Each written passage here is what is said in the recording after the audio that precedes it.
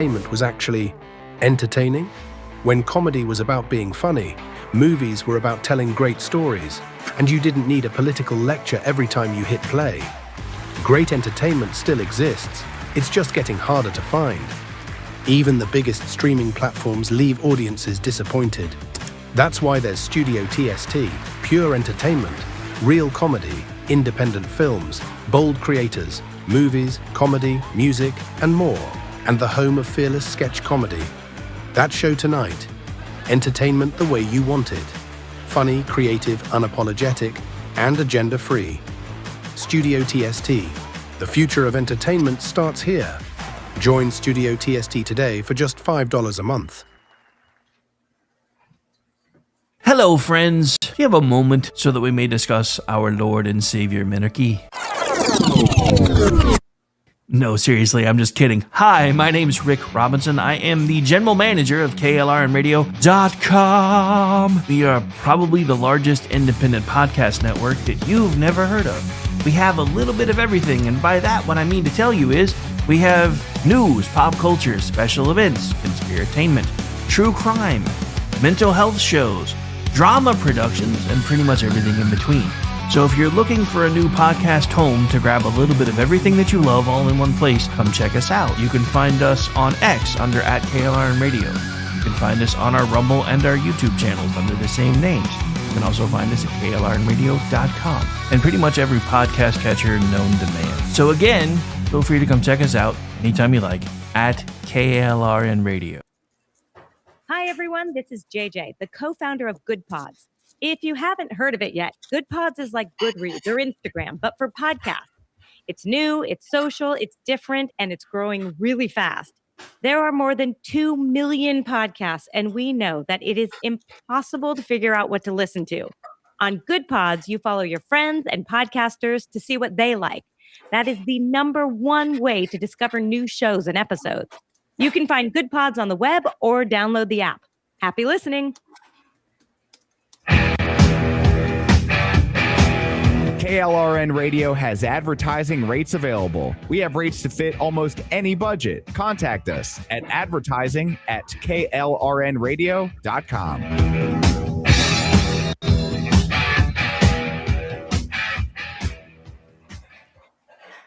The following program contains coarse language and adult themes. Listener discretion is advised.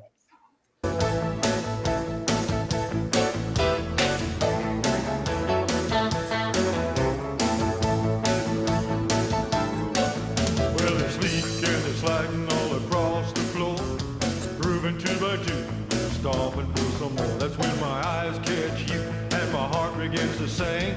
Oh, pretty baby, man, can you swing? My feet start to moving as they push me from my chair. My fingers start to snap and wanna run through your hair. I got to get to you, but I get pushed aside. Good evening to all the pretty babies out there. This is Thursday night, which means it's your early introduction to the weekend. Welcome, everybody, to Disasters in the Making. This is your KLRN source for horrific Hollywood offerings. And damn, if we don't have one tonight. How's everybody doing? I'm Brad Slager, getting ready to waltz you down the Hollywood Walk of Fame, but not doing it by myself because every 2 weeks, as we get into the dark side of the entertainment industry, joining me, as always, from ScreenRant.com, it's Paul Young. What's going on tonight, Paul? Well, I am currently in the middle of doing the shimmy slide, so you're going to just have to go on without me for a few minutes. You couldn't stay in your seat, and you couldn't tap your feet. I gotta admit,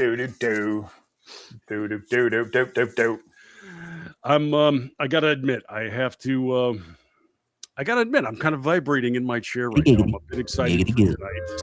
It's exactly. This is a movie filled with giggity. That is for damn sure. Yeah, we got quite a lot to unfurl tonight, and I'm under the feeling here this is going to be a two-parter for us because we just got that much damned material. I don't know if I want to talk about this movie for two full shows. Well, can we come back to it next year?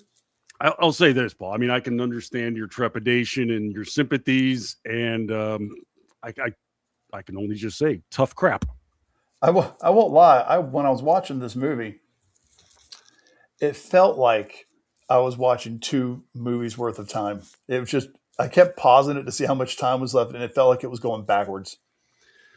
This what we're touching on here is special tonight. This is a rarity. This is a movie that doesn't come around very often. I'm kind of surprised this even slipped our radar all this time, but I think in the last year or so has really kind of taken on a new level of traction in our bad movie community.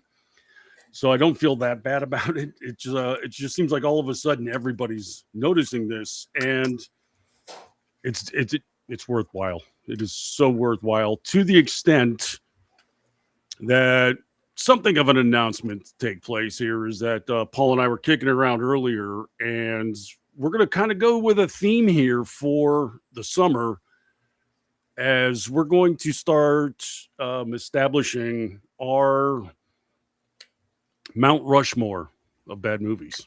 Mm-hmm. We Just come up with a fairly decent list too. Those titles that list need to be carved in stone, etched into granite, as it were, on a butte somewhere. Well, not over a community, because I don't really want to punish people like that. But it's. I don't say this lightly, because this movie, I was like, okay, yeah, this is going to be bad. I get it. And I'm watching it, and I'm maybe 10 minutes into it, and I had to hit the pause button. This is the first time I viewed this, and I said, I think we've got a new one. And I kept watching, and it just kept proving itself in that vein. And so, yes, this is going to be our first entry on the mountainous edifice. That's going to be our Mount Rushmore of bad films. What I'm talking about tonight is a film called Champagne and Bullets, or it's called Road to Revenge, or Get Even. So, which is what you're going to feel like doing once you've watched this movie. Yeah, I think you can watch it for free. It's on Fossum, so you can watch it for free if you would like. Yeah, it's even on Prime too. You can watch it there. But here's a distinction right now. Now, so those are 3 working titles that this thing has had in its history. You know, this was crafted back in the early 90s, 93. That's why I'm surprised I hadn't heard of this. But the 90s were ripe with B movie schlock, because that's about the time the Blockbuster and everybody was really getting a foothold in the action movie industry. You know, action and sci-fi and horror. The B movies were really taking off in the home video market. So people were just going nuts on doing. It's like the streaming market is now. People just doing anything they could to make something and put it out there. This fell into that category. I mean, this was the golden age of upstart filmmakers, because it became acceptable. It was a side venture, actually, in the movie industry, where movies were actually developed strictly for the home rental market, like never intending to see a movie theater. And as a result, it just, had this avalanche of stuff would come out. And so movies of this nature were just so plentiful that sifting through it, there's no shortage of crap. But it really takes something special to happen in order to elevate yourself, in order to float on top of that film. And I don't mean movie film, but I'm talking scum. To float on top of that and become noticed in a polluted estuary of non-functioning water. This one did the trick. I mean, holy cow. What we've got here it's a vanity project. It is one man's dream to be, I don't know, a movie maker. Is that what he was, though? I mean, this is... I'm saying it's his dream. I'm not saying he succeeded. No, and I don't even understand how it was. It self-financed? It had to have been self-financed. I most certainly think so, because we're not talking about opulent settings. We're not talking about costumery that's extensive. Pretty much show up on the set with what you got on. We've got things like somebody's basement sitting in as a nightclub, and just random things that don't make sense. And it is entirely one man's dream. He would be John DeHart. And it's funny because, yes, he is the center point of most of this, but man, Wing Hauser steals most of the show. True. If not the entire show. I saw somebody's review on this thing, and they called it Wing Hauser's most unhinged performance. Mm-hmm. And that is probably putting it very poorly. Like, this is a different level of unhinged. I mean, at one point, he shows up into a scene for no reason, dressed up like Huckleberry Finn, complete with like jean capris and a straw hat, wheels an Indian into a room and then leaves, like a wooden Indian. Like what? This By the way, yeah. Wing Hauser, I don't know if you're familiar with Wing Hauser, right? I mean, you know. Yeah, he's the reason he stands out in this film is he's the only person I think that actually has like a resume, movie experience, and I'll even say it, a modicum of talent. Yeah, I mean, I would say the only two recognizable people in this movie are him and Pamela Jean. And probably not for her acting, but for her posing. That's right. Pamela Jean Bryant, former playmate at some point. Somehow he managed to convince her to show up in this thing. And not only that, to make out with him. Acting multiple times. She was actually a better actor than he was. Oh, clearly. Absolutely. She was actually there's some scenes like where she's recounting some stuff that had happened while she was in LA, that she's pretty good. No, she's watchable. You know, she didn't repel you from watching anything that she's in. Her co-star, who happens to be the main character in this, was that figure that repels you. So John DeHart, just to give you an idea of what we're talking about here, is Champagne and Bullets, which is directed by John DeHart, written by John DeHart, produced by John DeHart, starring John DeHart, scored by John DeHart, theme song by John DeHart. I mean, damn. I'm sensing a theme. This is his vehicle. And for each one of those roles that I have given you for him, directing, writing, producing, starring, singing, he exhibits zero talent. For any of those. This man has a charisma vacuum is why I would describe him when he's on screen, and struggles to behave in even the most natural of ways. The closest he got to feeling natural was about halfway through that monologue of Hamlet. You like think so, huh?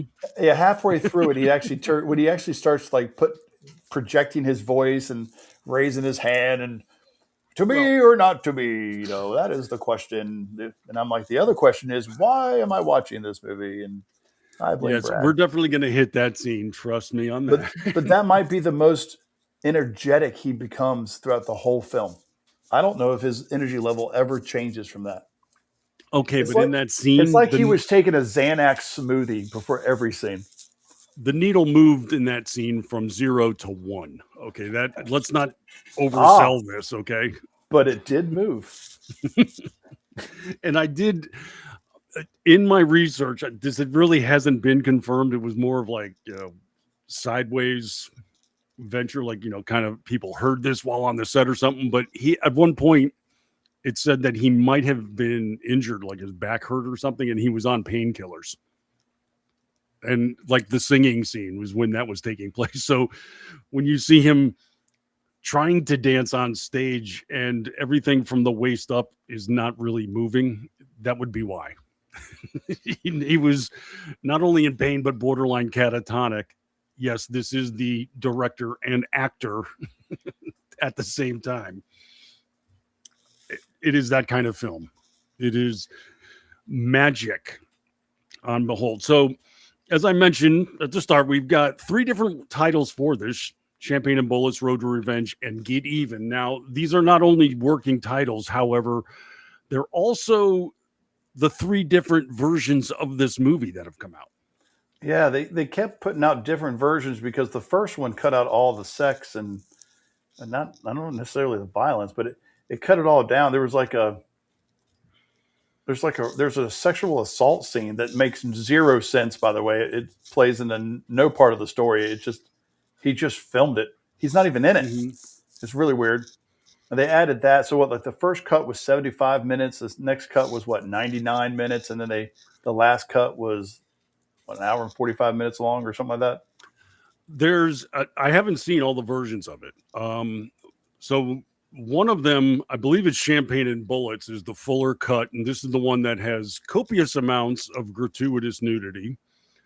The other version, I believe, is Road to Revenge, which has maintained most of the film, but excises much of the nudity, I suppose. This is probably the television cut or the cable cut, one of the two. And then one is trimmed down to just over 70 minutes, and it has different scenes, some of which were shot almost a decade later.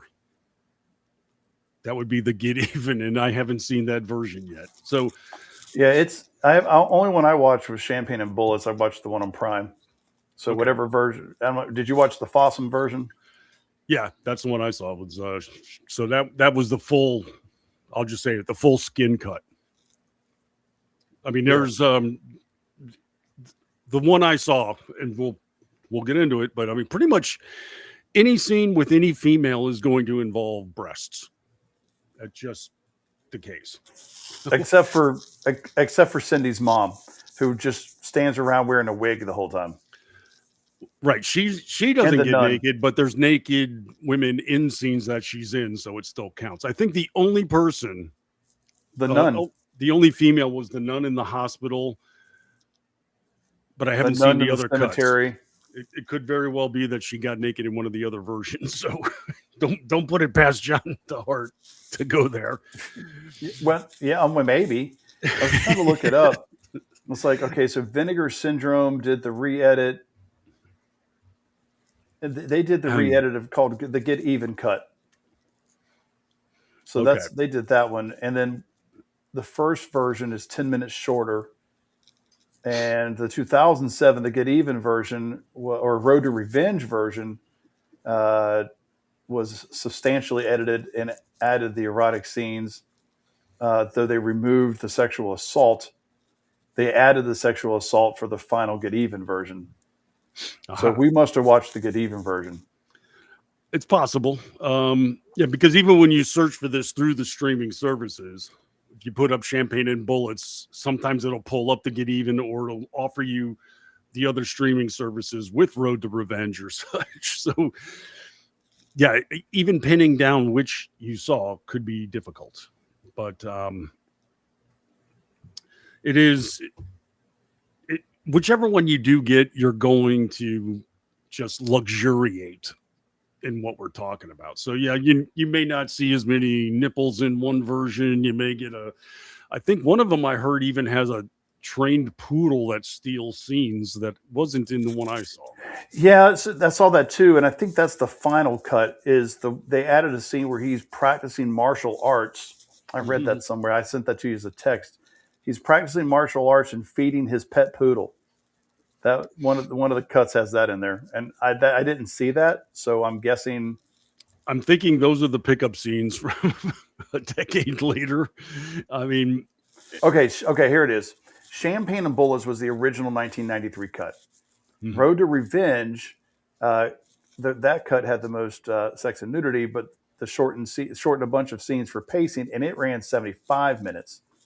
Then the third cut was 89 minutes long. That was the Get Even cut that they finally released on VHS in 93. So I guess this all had a bunch of different releases all at the same time. And it restored much of the sex, nudity, and a new minute-long title sequence and a 2-minute scene of a main character practicing martial arts and feeding his pet poodle. So I'm guessing we did not see that version. So we did not see the Get Even version because there was no poodle in it. Unless I missed the poodle. Did I miss the poodle? No, because I did too. So, Okay. So you're in luck. I was going to look for this for you for Christmas because you can get the best of the worst. Is the third cut. Vinegar Syndrome released all 3 cuts on a Blu-ray in 2021. Wow. If you want them, they are $199 on eBay. And probably sold directly out of John DeHart's garage. Yes, $200 for the DVD version and the Blu-ray cut of this movie that features all 3 of them. Look, Brad, I like you, and I consider you a good friend. I'm not into this for $200, son. No, and not a Blu-ray player either to go with it. No, I mean, I bought you something for Christmas 2 years ago. Rented a car, drove all the way down to give it to you. I will not get you a $200 Blu-ray. All right, well, I'll have to go to Santa for this version. I will look for the novel though. If I can find the novel, I can tell you right now, you're getting that. I'm telling you, nobody touched this as a novel because nobody could construct this in any kind of literary fashion. I kind of want to, dude. I kind of want to take the movie and then throw it through AI and tell it to write me a novel based on the script and just see what it turns out. And Chat GPT is going to say, your account is now suspended and canceled. Please no longer. This feels like something you would want to use Quill for. It is.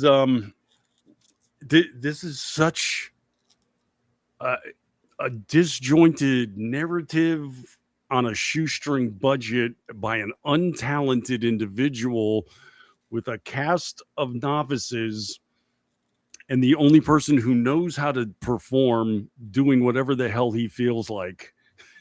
Because I think Wings Hauser ad-libs every single scene he's in. Oh, there's no doubt. There's no doubt that he's not working off a script at all. And then I probably should point this out too, that Wings Hauser did pass away recently. It was this March, I believe, is when he left us. Yeah, I was going to say it's been in the past, 6 to 8 months? Mm-hmm. Yeah, it was sometime in March when he passed. And it's, he was a fixture in the very type of movies. It was last year.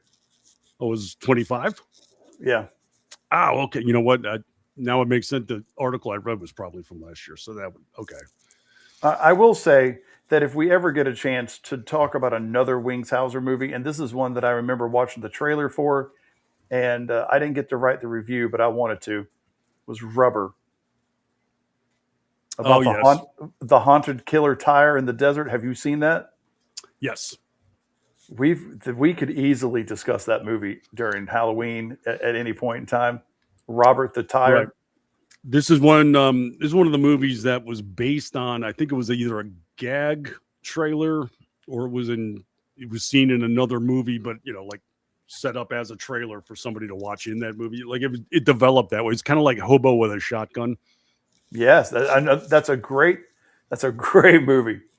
Yeah, see, same thing. Both of those movies came out about the same time I started working for Screen Rant, and I remember covering them and being very excited about them because it was original content. Didn't get anything more original than a killer tire running around killing people in the desert, and then a hobo with a shotgun. I mean, everything about it was fantastic. Yeah, there's it's actually gotten to the point where it's a subgenre now in Hollywood where there are movies that were based on fake trailers that ended up becoming made as a result. What was the Robert Rodriguez film he made? It was that 2-parter. And in the course of the film, there were trailers for Grindhouse drive-in movies, and then they turned them into actual movies. Yeah, one of them was Machete with Danny Trejo, and people were like, "Holy crap! I would spend $30 to watch that movie," and they ended up making it. and wasn't the other one? Wasn't it Thanksgiving? Wasn't that part of it? Did it come from that? I didn't know that one, but I'll believe you. Huh? I have to look it up. So there's movies of that nature now that are much more watchable than this one. But this one, I will say, is deeply watchable. I love this one so much. It just is. So we have, this is literally one man's dream that we're talking about here. And John DeHart really felt like he was destined for Hollywood, and Hollywood wouldn't accept him. So he said, that's it. I'm going to kick the door in and make my own feature.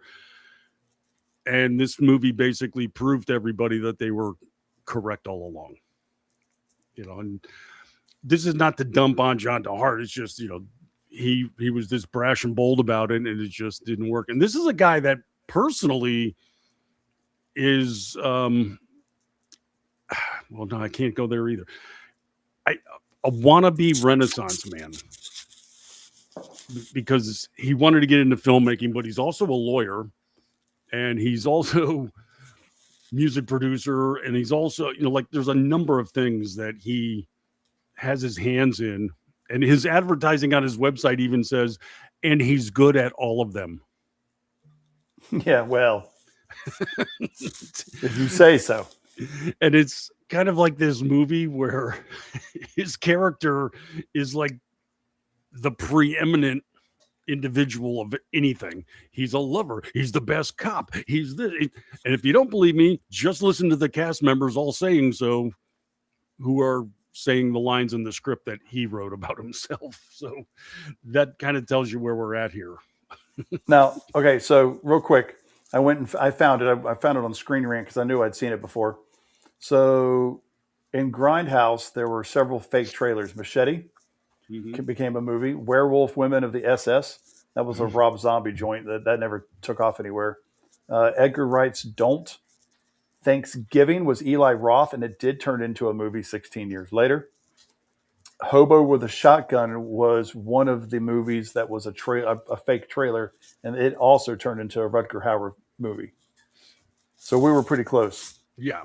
And the what he did I forgot that Hobo with a Shotgun was one of the fake movies. Right. And when Rodriguez was making that film, he had a bunch of his buddies make trailers up for it. So it was like Eli Roth did his Thanksgiving one and this and that. And people were like, damn, that was awesome. What? And they end up getting greenlit by studios later. So it's and very low budget.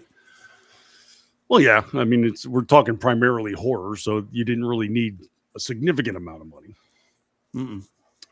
John DeHart needed a significant amount of money, or I dare say any money. I couldn't find a budget anywhere online. Did you? No, and I think, this being a 30-year-old feature, and so far back before that was even like a common production data point. I don't believe he would ever, and if he shot this over the course of years too, that would probably also muddy the waters a bit. So you don't have the only thing I could find. The only thing I could find is that it was they referenced it as a micro budget. And this is borne out on screen, yes. All the money he did not have shows up on screen. It's just the easiest way to put it. It's it is so magnificent. We pretty much have to get into things right here. So we start out with three guys crawling through the brush in black jackets that look like they're made out of satin, but they're police jackets. And these are three cops. John DeHart is playing the role of Rick Bode. And along with him is his good buddy, Harry Finney, also by the name of Huck. Huck Finney. That's so stupid. Huck Finney is his actual name in this movie. Yes. And then their superior officer who is leading this task force of three by the name of Normed. Now, William Smith's been in quite a bit, hasn't he? I mean, I've seen his face around. Oh, yeah. I'm sure he's had his face in piles of cocaine, is what I'll say. Not knowing the guy, I shouldn't go there, but nonetheless. Here's a little bit of trivia for you, Paul. Okay. I did find an interview that he did back in the day. Oh. People asked him about that name, Normad. He's referred to Normad, all movie, that's his name. he said it was supposed to be Norman, but it was a typo and it was never corrected. That's amazing. That apparently a first draft of the script had it spelled this way and thus was pronounced that way in early shots. And then somebody was like, why are they calling him Normad? Should be Norman, right? And they already shot scenes. So, well, now he's Normad. Well, that would make sense. So I did get close to a budget. So I guess this is why they didn't have a lot of people doing this thing. So what would you consider? So SAG considers anything under $20,000 to be a micro budget. So that's what SAG considers. Okay. I'm assuming he worked with SAG here and it didn't go against that. But the indie filmmakers in general, just like all indie filmmakers, when you talk to them, they consider micro budgets to be anywhere between 25 and 50. So this thing is anywhere from 20 grand to 50 grand. I'm going to go down onto the lesser side. Yeah, and I'm just trying to think. Okay, you might have to factor in candles at one point. There were a lot of candles. So that could boost you about $300, $400. Well, and they did film it in 16 millimeter instead of 35, so they saved money there so they could spend it on candles. And then there's your Budweiser budget. That's a lot of Bud. Yeah, it's going to run you a lot. Squibs. There were quite a few squibs. Okay, they couldn't blow through paper, but there were squibs. If we're doing this like in the Price is Right version, I'm going to go 35,000. Yeah, I'll go with $1. That in case you overbid. Hey, look. Just because you've got a low budget though doesn't mean you can't make a good film or write a good story. El Mariachi. Do you remember El Mariachi, the 1992 film? Oh yeah. It's great. It's fantastic. $7,000 budget. Yeah, but you're also talking about Rodriguez, who is somebody with talent. Yeah, and you've got. Rodriguez actually can write a script, right? Desperado and Once Upon a Time in Mexico.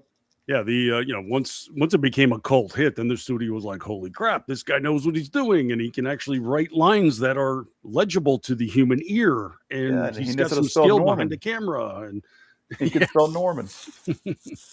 But I mean, so you can make good movies that way. Sure. Look, this movie is so bad. I for 2 years in a row, I was a judge on a 48-hour film project. And you're familiar with that, right? I mean, we've talked about it before. Yeah.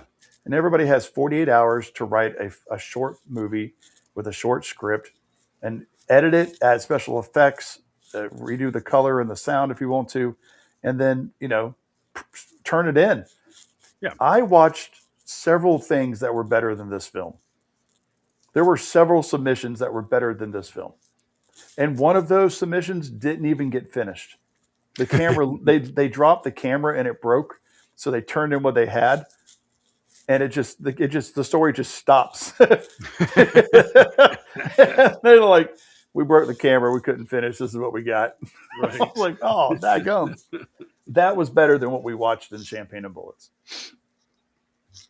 No, and then, I spent a lot of time in film festivals back in the day. I worked at the Fort Lauderdale one. I've been to Sundance and worked at Film Threat, which is a big indie film site. And I saw a number of movies that were shot on next to nothing, but the passion and skill came through nonetheless. And you saw things take place. It was like, you know what? These guys got something. Keep going. Keep doing it. You encourage that. And every so often too, you'll see it at a film festival where there's just this movie that kind of stands out and you're like, oh man, if they just, studio got this and remade it, it would be awesome. It happens. It did not happen in this instance, however. So we're really talking about a magnificent fiasco here. And I can't embrace this movie enough. It's there. It's like we said for the summer, our Mount Rushmore, we are placing our opening entry, Champagne and Bullets. Absolutely. Now, should we tell people what we're going to be talking about? What the other three films are? Should we wet their whistles? No, I think let's have it be, like a reveal each week. Ooh, Kind of like our next entry, and then it'll be like an unveiling, and there'll be spotlights on the horizon and an orchestra welling up and a choir giving it, before we pull back the sheet and reveal. I mean, most people I'm sure could probably peg what we're going to be doing, but there could be some surprises in there as well. But there's at least one surprise because I got you with it. Well, I haven't actually viewed it yet, so I'm going to reserve judgment. Oh, I believe we already know what that judgment will be. Okay. I'm not picking up the pickaxe just yet to go at the granite, but maybe we'll see.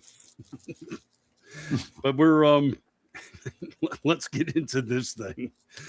We have our three cops now are in the bush, and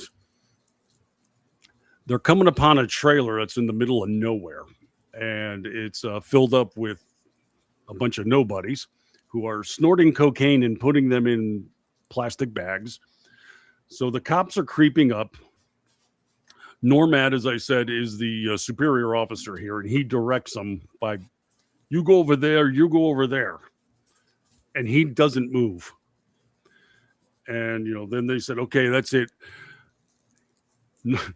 Normad is shouting from a distance, and he's got a gravelly voice that doesn't project. Mm-mm. Hey, you people in that, get out of there with your hands up. It's like, do you want a megaphone, or do you want one of the other guys to take over here? And then he says, and do it now peacefully. We have the place surrounded. No, you don't. You have three police officers, for one, that's not surrounding anything. And two, all three of them are right on the same side in front of the trailer. Like, they're all within 15 feet of each other. You're not surrounding anything now. Yeah, you have three. First off, you got three people. You can't even surround with three people because there's going to be space open, so you're never truly surrounded. And second, they're all spread out. They're like, yeah. Where did I couldn't figure out where they were, and they're dressed in leather. Like they're all dressed in leather. I mean, there's just simple geographical math here in that a trailer is a rectangle with four sides. You have three people, ergo, one side is not going to be covered. Just somebody's going to be able to slip out. We'll play it by the angles. Sure. But I feel like this entire show or this entire movie, they just told people to wear their own wardrobe. Just bring your own clothes. Because there's no way they had a wardrobe department. I think somebody was credited with a wardrobe department, but I don't think anybody actually did anything on it. Well, that was probably it. Is just send out emails. Hey, can you dress like a cop tomorrow? I don't even think it's 1993, bro. I don't think there were emails. This is true. Send a text on the pager. Was that a thing? All right, so Jimmy Williams was in wardrobe. Who was Jimmy Williams? Jimmy Williams, I think he's done quite a bit, actually. He's had a long career. Did he play a character in this thing too? I think he played a character is what I'm looking for. He was Scar. So oh, really? He was Scar. He was the dude. So the dude who did wardrobe is also the guy that if you go to the IMDb page for Champagne and Bullets, there's a picture for the trailer, and there's this dude with a scar across his eye. That's the wardrobe guy. That's the guy who did wardrobe. Nice. I mean, you look at him, and the first thing that comes to mind is fashion. Fashion, yeah. This old 90s fashion, too. Like early 90s Steven Seagal's type action movie fashion. That's what this reminded me of. Yes. All of it. Everything from the high-waisted bikinis to the what is it? The tank top, the like the workout tank top that he's wearing the whole time. You know what I'm talking about? That black tank top with the thin straps on the top and like it opens down to like the bottom of his rib cage. Yes. It's almost like a Lucador's outfit without the tights. But this is just he's missing those fat workout pants. Yeah, so we've got the place surrounded. The guys start. I'm thinking this is a trailer they found out in the woods because it doesn't have any windows. Like the guys show up that are inside. They show up at the windows. There's nothing to open. They just start shooting through them because they've got automatic weapons. They're unloading on the cops. The cops are picking them off one by one. But then Huck Finney captures a bullet. Yeah, he snags a stray. Yes, he got clipped, and Normad is yelling at him for not flanking correctly at that point. Like, hold your position. And he's down on the ground, and then Rick has to go over and help him out, and he gets yelled at by Normad for helping the cop that went down. Hey, I was not there. I'm just saying. And he was hiding. Well, if you had been Rick, I think you'd been smart enough to not hide behind a tuft of grass. Yeah. The shrubbery wasn't exactly shielding them from bullets in an effective manner. But, the place was dead scrub everywhere. Closer and hide behind these weeds. While wearing all black. Yeah, they're dead. Brilliant. Weeds. Your entire landscape is tan and you're in black outfits. No one's going to find you then. You got to blame a shadow. Blame Scar for that mistake. He was in charge of costuming. So Huck Finney captures one, but then I guess they kind of killed all the guys, but they leave the scene before there's resolution. It's just, we're done. Flash pan to a hearing. A year later. There's a whole year goes by. Yeah. So no. We got to go back a second. Go rewind that because the reason that we jump forward a year is Normad's like, I told you to stay put. And he's like, well, our buddy just got shot. That's what Hart's saying. He's like, well, Hal just got shot. You need to cut him some slack. He goes, I can't cut him any slack. Or he says, you guys are worthless or something like that. And then he just he knees him into the fight. The fight choreography in this movie is off the chain. They would have been better off hiring WWE wrestlers to stand in for the fight scenes because every move is telegraphed by DeHart and then just overplayed for drama by the person receiving the hit from DeHart. I think even the punching bag in that warm up scene he's fighting is faking it. There's some terrible stuff in there. Well, I mean, you calling it choreography kind of upsets me. I don't. There was one scene. He gets upset. You screwed up terribly. This is the worst. You just screwed up. You don't even know how bad you've screwed up. And then they cut back. And then we jump forward a year. And so now we're at a hearing, and Normad is. I can't tell you how much I love calling him that. Normad is testifying against the other two. So Rick and Huck are at the other table. What the hell is Huck wearing in this? The shirt looks like beer labels or something all over it. Yes. Dude, I told you. I think he brought his own wardrobe. Oh, yeah, definitely. This whole scene, look, The Asylum has better budgets for movies in the 90s than this thing did. Because they at least knew how to hide stuff into black, right? Things that they couldn't afford, they'll hide it in the dark. And you knew it was low budget, but it didn't look like it was low budget at the time. They're sitting at folding tables.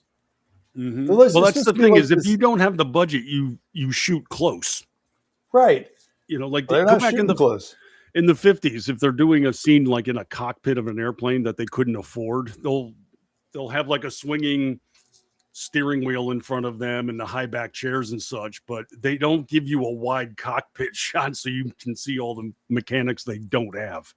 It's very close tight. John DeHart doesn't have that skill. No, just go for it. Go for a wide pan here. Show them how little money we have. Yeah. Now, it's terrible. Where they're supposed to be at a tribunal. Is that where they're at? They're at a tribunal. It's like a hearing or a penalty hearing, if you want to call it that. I don't know. But Normad cracks me up because his dialogue here is just fantastic. He first says he's going into how he's accusing the two of them of being drug users. How much do you think he made up of this? Oh no, I think this is John DeHart at the typewriter thinking he is weaving gold, because You think so? Oh, the stuff that comes out of his mouth is It's amazing. unnatural and overwieldy.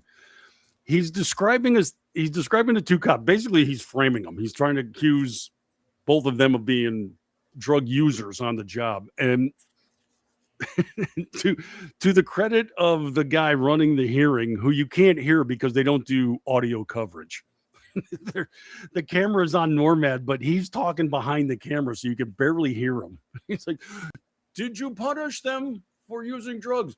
"Well, I thought about it, but I wanted to give them the benefit of the doubt." The benefit of the doubt is what he says. And I witnessed them taking a dollar bill and rolling it into a small tube. No, Paul. You have to be accurate here. Because this is a cop telling other cops about how somebody used drugs. And basically, you would tell the cop, "Yeah, I saw him snorting coke." Right? Most cops understand this. No, he says, He puts it in his nostril. "I saw him take out a matchbook and roll it into the shape of a straw. And then he used that straw, placing it in his right nostril. They then used their one finger to close the opposing left nostril, at which point in time they then inhaled through the straw, mind you." We get it. The part I love, though, he's trying to paint him as meeting with some unsavory characters at one point. "Well, I knew they were a bad guy because they arrived in a panderer's vehicle and it had a myriad of fancy paint." I mean, Fancy. pause. I just had to sit back and just let that sink in. I've never once heard of a panderer's vehicle in my life. I got to be honest with you. And the scene goes on. It's not a short scene. No, it is And not. DeHart goes back and forth. Like there will be some moments in this movie where the scenes are 30 to 45 seconds. 1 minute maybe at most. Like the scene where he goes and with Cindy to go get her clothes from her parents' house, right? And that was a complete weird time. That scene it can't be more than a minute and a half, 2 minutes long, right? It's a really short scene. I think the longest part of that scene is him trying to figure out how to put the Jeep in gear to drive off, which is amazing. By the way, I drive a Jeep Wrangler. I drive a Jeep Sport. He was driving a Suzuki. I drive an actual Jeep, and it's a stick shift, and it's amazing. But watching him try to put that thing in gear I was dying. But then other scenes like this one and the shimmy slide or the worship Satan scene, they feel like they're like a scene from Family Guy where it just keeps going. Yeah. Like he wasn't sure where to stop. No, keep going. This is vital stuff that we're repeating over and over and over. Oh my gosh. You know what I'm saying though, right? Like it. Oh yeah. It is. It's just at some point you're like, what? Everything's so off kilter. Can we clip here? So we're at the hearing, and Huck Finney, God, I love that name. He can't abide things anymore. No. I'm being framed. This is a bunch of bull crap. He stands up. He's pointing. The guy running the hearing yells and "Sit down. You will sit down." "No, I won't. Shut up." And then the cops try to intervene. He starts getting into a fight with the cops. He punches a cop in the stomach. That's their go-to move, by the way. But they're cops. Punches. At this point in time, they're cops. So right. They haven't lost their job yet. And he punches the cop in the stomach and they all grab him. He goes, I'm okay. Like you just assaulted a police officer in a court, allegedly a court of law. Just putting your hands up and saying, I'm going to get let me go. I'm okay. I think you've lost it at that point, brother. It might be too late for that. Yeah. So this begins the downward descent of Huck Finney. His life is now going to be on a downward slide throughout this movie, and it's going to be fun to watch. About the only thing fun. And it has zero to do with the plot. Well, outside of the fact that he loses his job, I think was the setup for that. But you could pretty much just do that in about 10 seconds of screen time and dialogue, but no. But you didn't need Huck is an unneeded character throughout this entire film. He's completely unneeded. The only thing he adds is at the end where he shows up to help his buddy. But you could have easily have just made something different. They had come up with a different ending. So Huck is unneeded as a character. Like he is as unneeded as a character as the two lesbians in the bar. I'm assuming that's what they were. Well, I'm just going to say Huck Finney was needed in this movie because without him, there would be absolutely zero drama. I mean, he doesn't bring anything for the plot itself, but at least we had him to hang on to as far as stuff. Some stuff happened. You know, I'll give you that. It kept me engaged because it's like when you bring Huck back, what's that asshole up to? Something's got to be going sideways in his life now, and surely it will. Trust me. And every time they bring him in, this is the best part. Every time they bring him back into the movie, he is already drunk or getting drunk or about to be super drunk in the 30 seconds that he's there. He's chewed up all the scenery like a dog with a toy, and he's left nothing else for anybody to do. He is so over the top with everything that he does. There is not a thing else anybody can do in that scene. Like everybody else, you might as well just not talk. Well, see, and you're done. This was also a bit of a paradox for John DeHart because he was a benefit and a detraction for the movie. A benefit in that this is a guy that knows how to act and has done things before. A detraction because any scene he's in, you're seeing somebody with a modicum of talent, and our star John Devant looks completely inept as a result. He augments the badness, in other words. And I think they filmed this linearly, right? I think this was a linear filming. In other words, they filmed the script in the order in which it was written. I don't think they came by and filmed and say, hey, today we're going to do the ending because of this special effect or this person's availability. I think they filmed it in a row, page by page, as it's written. And I think there were some rewrites that were happening on set because if you watch the film now, and when I bring this up, you're gonna start thinking back and you'll notice this. In the beginning of the movie, Hauser and DeHart are in many scenes. The opening scene, the courtroom scene, the next scene where they're shooting. He's shooting a bow and arrow at a straw thing, and he brings out a shotgun. That scene, the next scene where they're driving where he goes to the bar, and then after that, Hauser and DeHart don't show up in too many scenes extendedly anymore. Not really. They're together, but for very short bursts, not like long extended periods like they do in the beginning of the film. And I think DeHart started noticing that Hauser was more charismatic than him, so started removing him from the, he couldn't get rid of him. Yeah. So he just started reducing what he had to do. Like the scene where he's fighting the boxing bag. He's hitting the heavy bag. And he just comes in dressed like Huckleberry Finn, hands him an Indian, and leaves. And then we just continue to see him working out with the heavy bag with his wooden Indian behind him. Yes. Like, I think that scene originally was supposed to be a lot longer and they were supposed to have some sort of conversation. But at that point, I think DeHart's like, I got to get rid of this dude. I can't have him mucking up my waters. People's all watching him and not me. We should call and ask him. We have his number. It's in LA. In LA time right now, it's 4 hours behind. It's 5:00. We could call DeHart right now. He's a practicing trial lawyer. We could call him right now and see live on air and see if he answers and is willing to talk about his movie. Oh God. I don't know that he would want that. He would probably sue us. Honestly, he would probably sue us for it. I'm going to defamation of honesty. Something like that.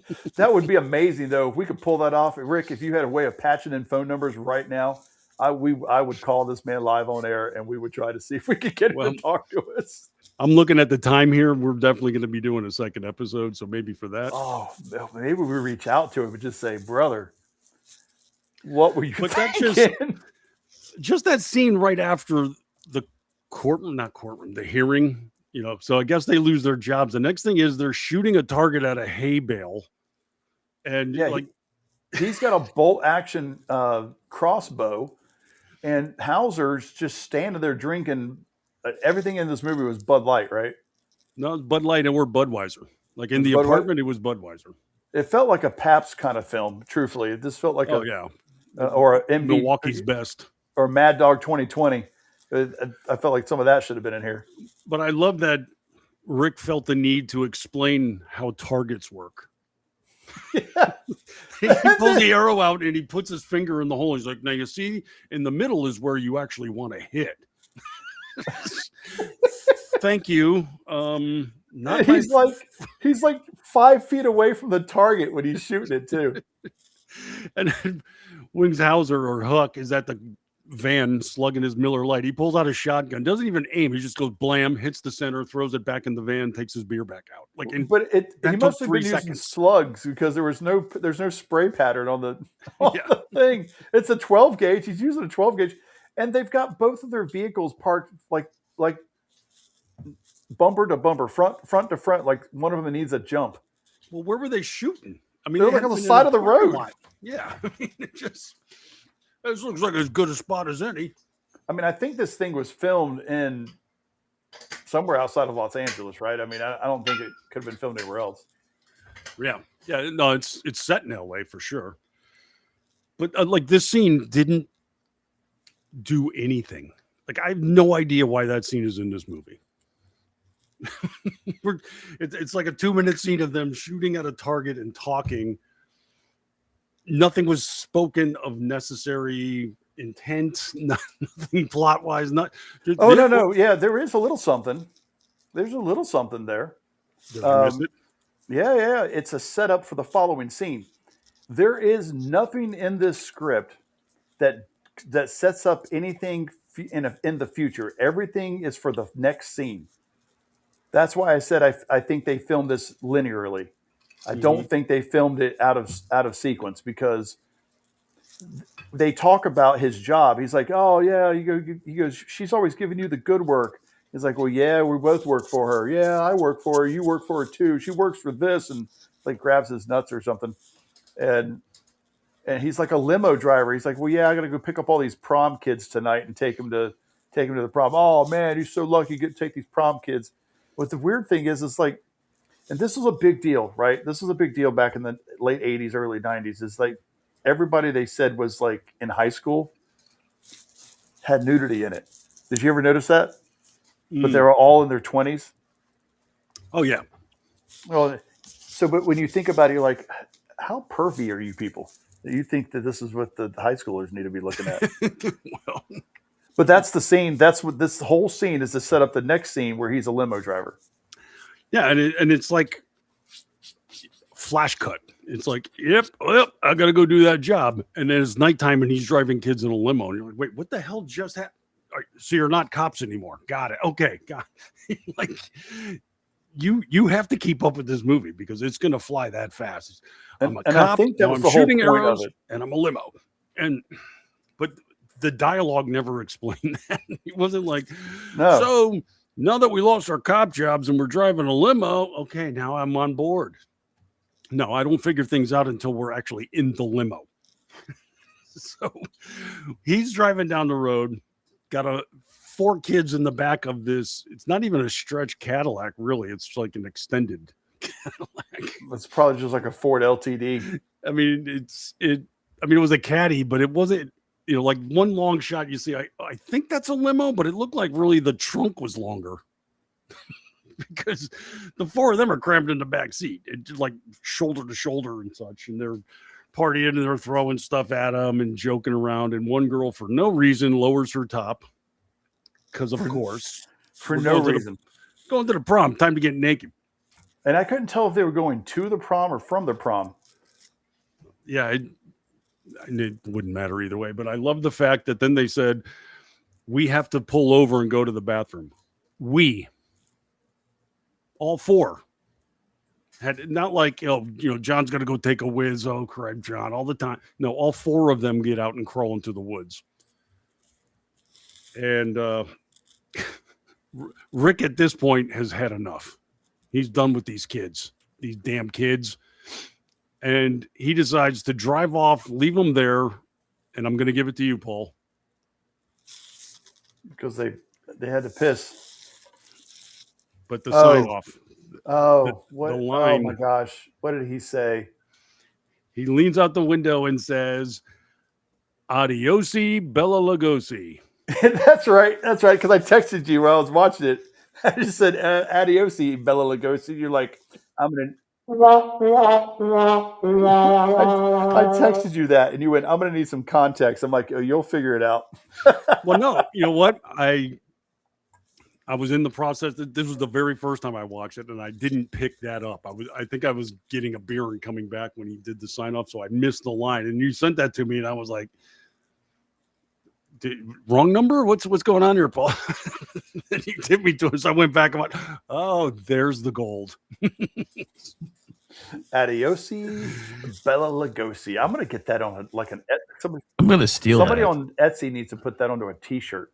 I was just going to say that needs a T-shirt work right there, but okay. And it needs to be a picture of him from the movie, but in that animated style for the poster. Which, by the way, I love the poster. It needs to be that picture, and it needs to say "Adiosi, Bella Lugosi" on it, like holding his crossbow. The poster I can't love enough. I mean, it's a great poster. I wish I knew who did the poster. The graphics, the color, the way it's formatted, it's beautiful. Absolutely beautiful. And it is the solitary indication of inequality in this film whatsoever. And this is hand-drawn. This is not, AI did not do this. No. Right, this is hand-drawn. Yeah, it is gorgeous.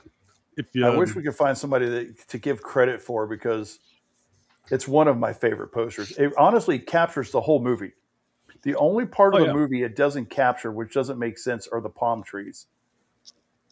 Well, that's. I think if you're filming in LA, it's mandatory. You just. Normad is in the background. He looks great. Cindy's in the foreground. It's supposed to be his wife, but you see the way she's dressed. You got the one girl that shows up. She's dancing after the shimmy slide. He's holding a crossbow, which, by the way, near the end of the film, where he's going hunting, he's using a regular bow, not a crossbow. So they didn't even call back to the original scene from earlier in the film. He's got a pistol in his other hand, so that's all canon correct. You've got the satanic ritual guy behind the car that they were driving. He's on the motorcycle there, and then is that supposed to be Hauser? Yeah, that's Huck Finney in the opening scene when he was in the woods. Okay, so there you go. So look, truthfully, this is probably better than some Marvel posters that come out. Yeah, I mean, I love this. I love all the, just the way it's formatted. I love the color, and it's just like, holy crap, I want to watch this movie. Well, no, you don't. Will justice win out over evil? Nobody knows, because that has nothing to do with the film. That's a fantastic tagline. I honestly wish champagne had been misspelled. Well, on my second viewing, because I even said, I was like, I wonder if they do drink champagne in this. There's champagne everywhere. There's no champagne and bullet connection necessarily. It's just a kick-ass title. So I mean, yes, well, there's champagnes, and then they have a bullet drink. Remember, they talk about give my friend a bullet. I want if he wants a bullet. We all want bullets. And did you notice the scene after they got married? I don't know if you know. I know we're going to come back to this later, but where the champagne, and he has a glass of champagne. He's laying on the bed drinking a glass of champagne, and she's dancing. Right after they got married on their honeymoon, when he goes to set the glass down, one of the stage hands, their hand comes in frame and grabs it for him. Yeah, before he sets it down. Did you catch that? Oh yeah, definitely did. It was like, I wonder if he kept missing the table or something. There's no way they filmed that scene more than once, but I mean, or they didn't. Maybe they did. because a lot of times when you shoot on film too, the camera aperture is wider than what the final cut should be, and a lot of times that's when sometimes like crew or microphones or such will be in the shot because they didn't properly draw in the aspect ratio. So I wonder if that was the case and they just never caught it in post. I mean, but yeah, beautiful right there. Okay. I swear we're not even like 15 minutes into this film right now. Yeah, Adiosi Bela Lugosi. Okay, so he gets done with the limo ride, and Rick comes home now dejected. He's roommates now with Huck Finney. These are like 35, 40-year-old men that are now roommates together. Which doesn't are they roommates at his house? At Hauser's house?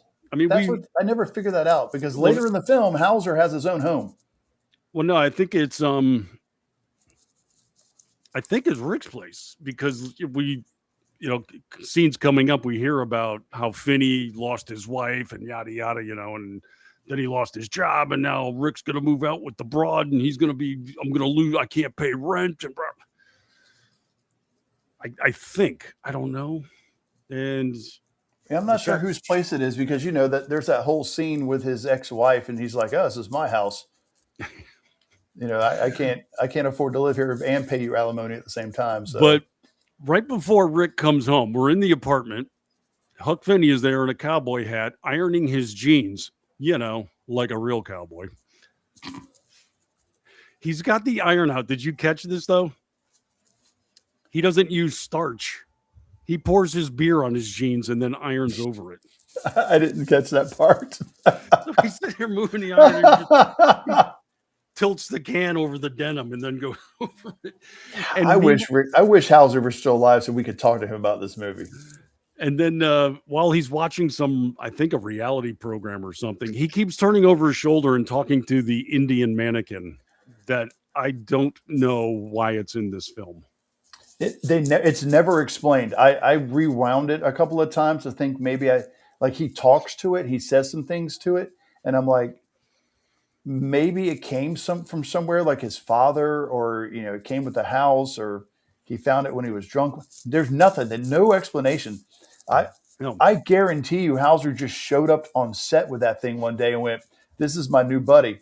He's an engine." But John DeHart has never heard of Chekhov's gun because that's the dramatic rule that if you show it in the first act, it has to come back in the third act for a reason. So, we have a Indian mannequin. It's got a headdress with a feather, and he talks to it, and it shows up in this movie a couple of times. Like, what's going on? This is going to be called back at some point, right? There's going to be no. It just shows up a little bit later.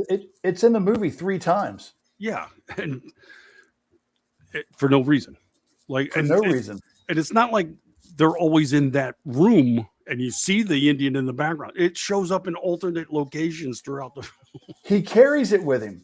He takes it places. He calls it his best friend. This guy got me through. This guy saved my life. He freaking saved my life, man. He freaking saved my life. He's going to help you. He's going to help you save your life too. And then he just leaves. He's like, there's no story where it's like, "Hey man, look, I was down and out one day, super drunk, sitting on the side of the road. And this Indian fell off the back of a truck and we just sat there and we talked."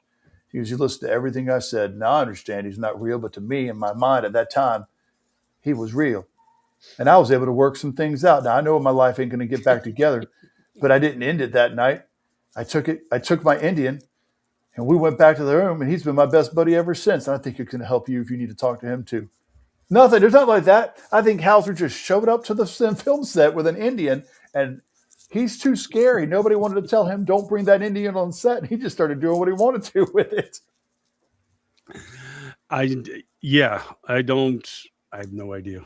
If you were on set and Hauser showed up, that being all crazy, and he's got an Indian, and they're like, "What are you doing with that?" He's like, "It's going to be in this next scene." Okay. I wonder if maybe Wings Hauser at some point realized he was in a complete fiasco and then just kind of, when I'm here, it's going to be my way. Have you I'm ever gonna been have in a fun. movie? No, you have not. Have you ever been in a movie? No, you have not. The Indian is in the scene. And Roll he's it. in this movie. And I bet you he got tired of it. He's like, I'm gonna have a good time. This is terrible. I'm gonna have a good time. I think pretty much by the third shooting day, he was like, F it. We're doing this. Because there's no interviews, but did you find any? I found nothing. I saw that one of Normad. It was just like a brief, it was like a paragraph or something. You know, it was like pulled out of something else. And, you know, it was like, in the course of this interview, we talked to him about this other movie he did. And that's what it was. I heard somebody mention, I think it was like on a message board or something. They said that there was like a commentary track or something on one of the editions of this. I would absolutely die to have that. Just to hear the motivation for half of the decisions in this, and every decision in this movie is bat crap lunacy. But I think we're going to get to one of the best scenes in the movie now. So Rick comes home, and clearly Finney is getting ready for a night on the town by ironing his beer-soaked jeans. I swear to God, he did that. It's hilarious. Go back and look. It is. And they decide they're going to go hit the town. Hitting the town entails going to a bar that looks like somebody's basement that has a video games lined up in the background.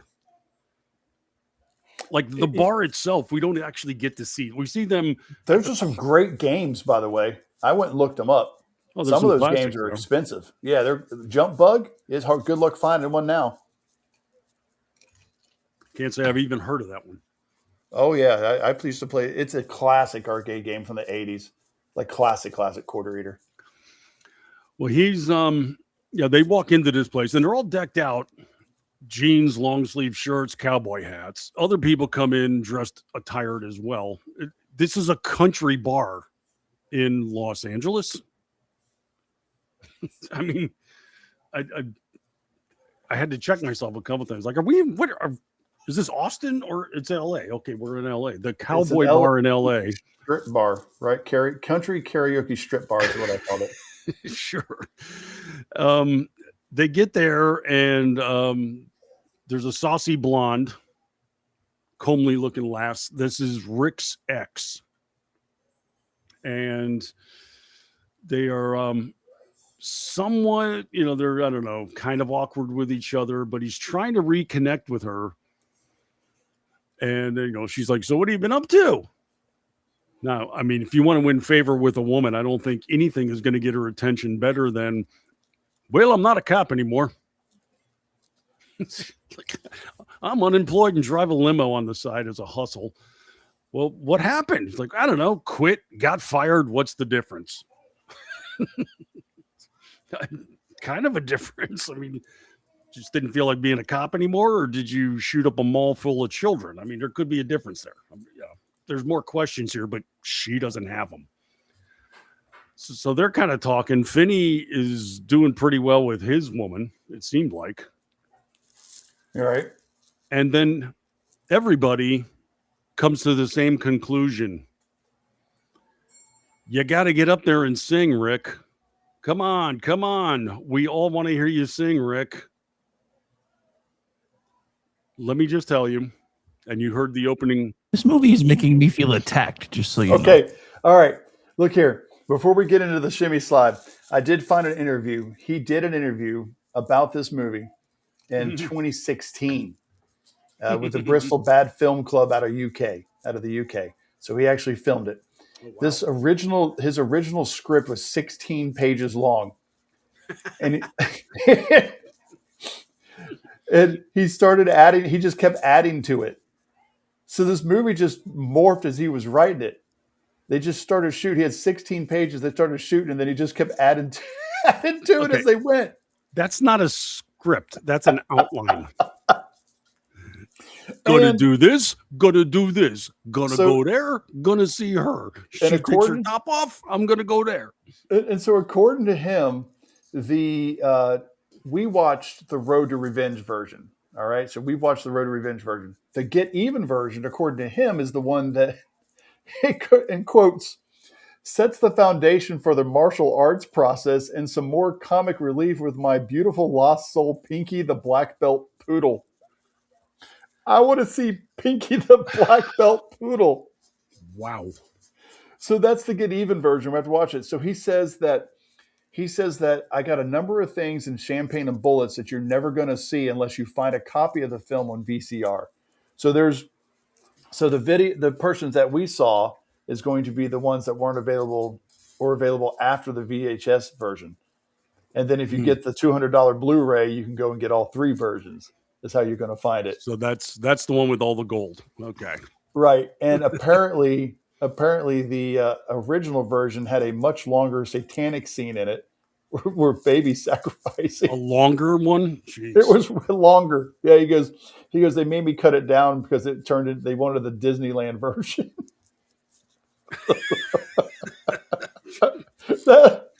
Yeah, that's if that scene needed anything, it was more. Stop it. Jeez. So the limo scene, just because I feel like the limo scene is loosely based on a true story. He had a limo, and one of the drivers started to talk to him, and she was a 20-year-old lady, and one night she started crying and told me she had witnessed what I put in the movie. She had actually seen it. She had witnessed a satanic ritual with a baby killing as a limo driver in Riverside County outside of LA. According to her, it was a cult gathering. They killed a baby. Now, look, we all already know that Hollywood is filled. That's all coming out now, right? So Sure. We all know that Hollywood is the Satan believing, or what do they call it? What's it say in the movie? Satan loving drug heads. Is that what the dad calls them? Yeah, it's something like that. Yeah, and I'm thinking, you know what? This is not too far from the truth. Like Corey Feldman could have produced some of this with the amount of stuff he's put out. So yeah, I'm going to send you this link for later, and this is a great interview with him. Mm-hmm. And if we can reach out to him between now and the next show and manage to somehow get him to come on and talk to us, holy hell, that would be amazing. Yeah, it would. Wow. Well, all right. I got some information on Shimmy Slide. Let's talk about it because I got some information on it in this interview. okay. So, yeah, everybody is kind of the opinion that Rick Bode, that would be our writer, director, producer, actor, singer, choreographer, score master, John Hart, is a great, fantastic singer and performer, and they all cajole him on the stage. Thank God the band knows his song, by the way, but he gets up there to sing the Shimmy Slide. You heard that in the opening. I'm just going to read through the lyrics of this because there is not a more banal, uncreative, unimaginative list of lyrics. It's basically, I was sitting in my chair, saw a hot girl, wanted to dance. These are some of the lyrics. I had a couple beers and I'm feeling just right. I'm sweating all over because your dress is so tight. Trying to act cool, but you don't stop. Come on, pretty baby. You make me so hot. It's time to go home. So you jump in your car. I know I got to stop you because my heart is on fire. You say, jump in, let's go for a ride. Maybe we'll do the Shimmy Slide. All right, so you ready? That's the second verse. Like the first one's about, I got my tapping of my toes and it make me want to blow my nose and I'll go out on the floor and I'll move it some more. Holy shit. Okay. Yeah, go ahead. What do you got? Quote, well, it's got a nice little story and a great little beat. I actually bought the song for the movie and put my vocals on it. He paid for this. It's got a nice little story.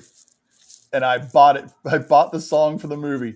I don't know how much he paid for this song, but it had to be half the budget, right?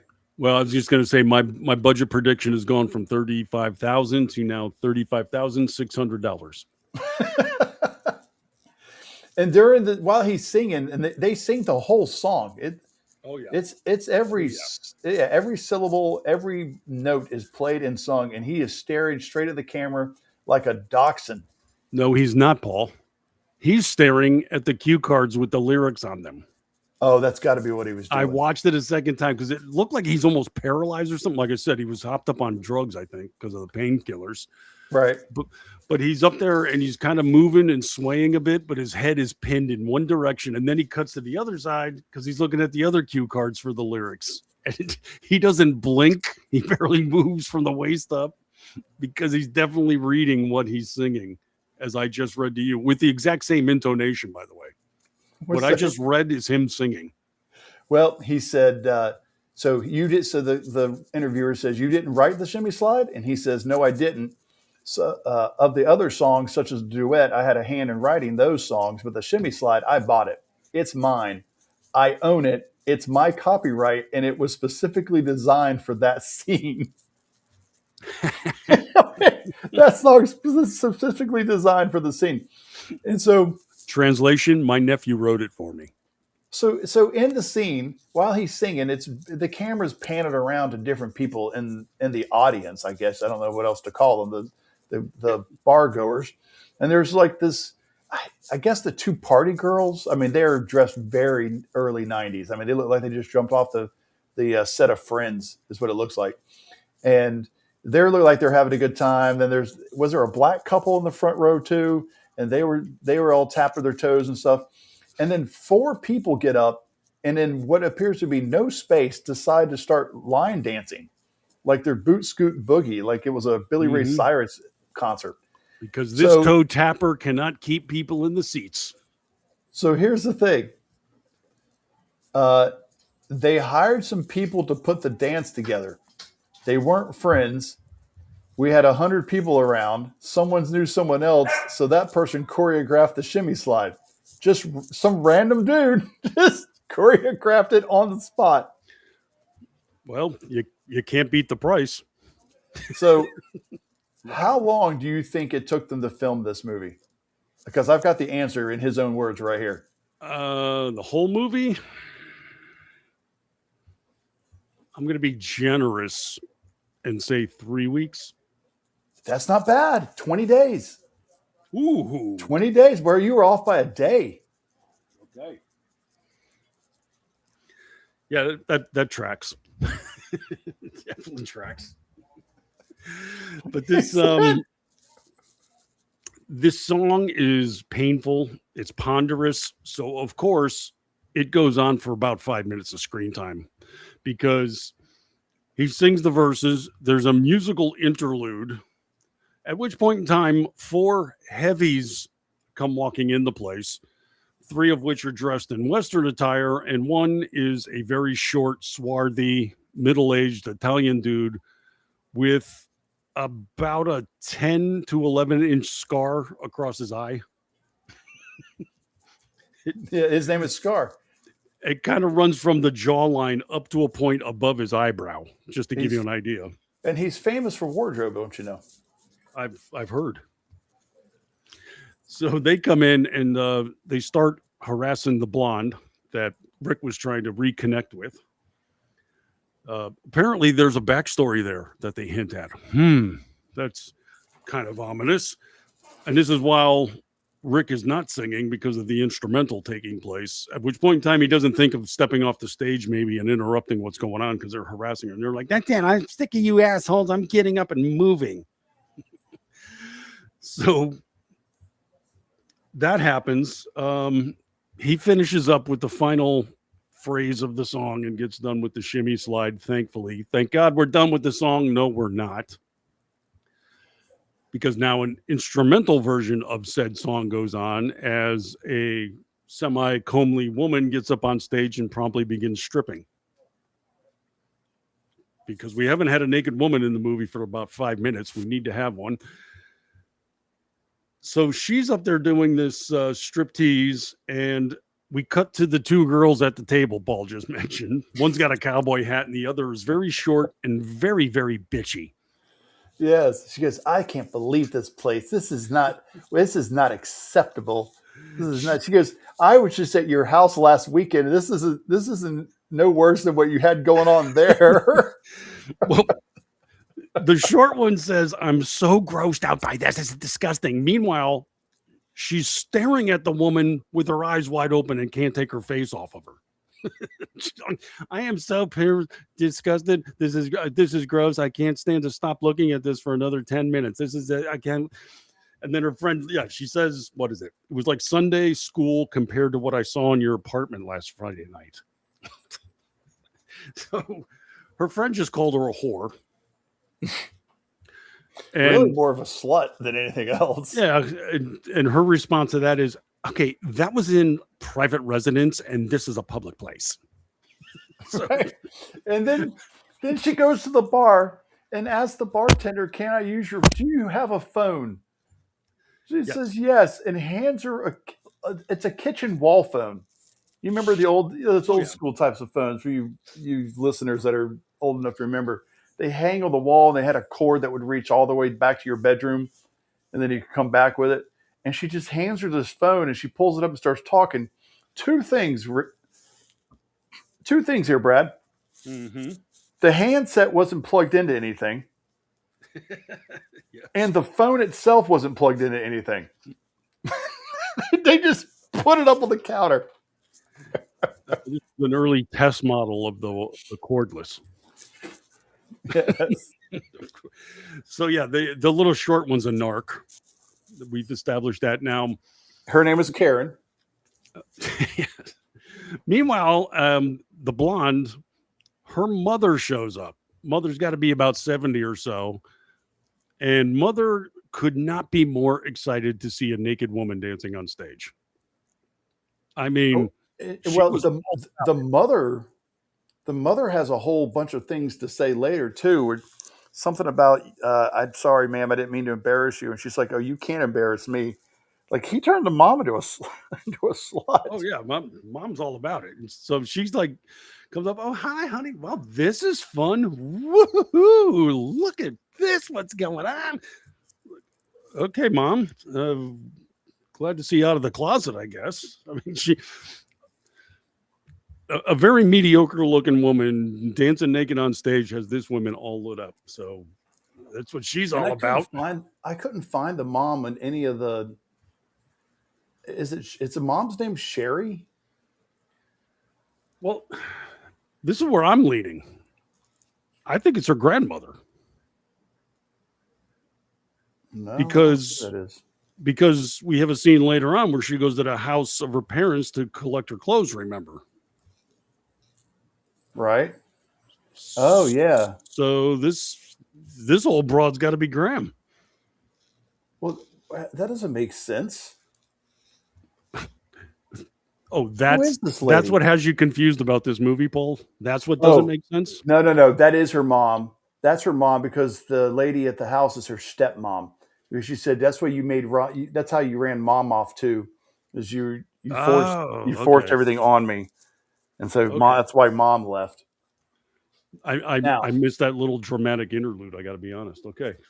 So here's a fun thing. How many people do you think he interviewed before choosing Pamela Jean Bryant, former Playmate, for the role of Cindy? Ooh. Wow. How many? How many did he interview? I can't imagine there'd be a stampede of women for this, but this is how I'm going to go with 20. 100. He auditioned 100 women to be his wife in this film. And he went through SAG. he went through SAG. He went through a SAG agency book is what he said. Well, this is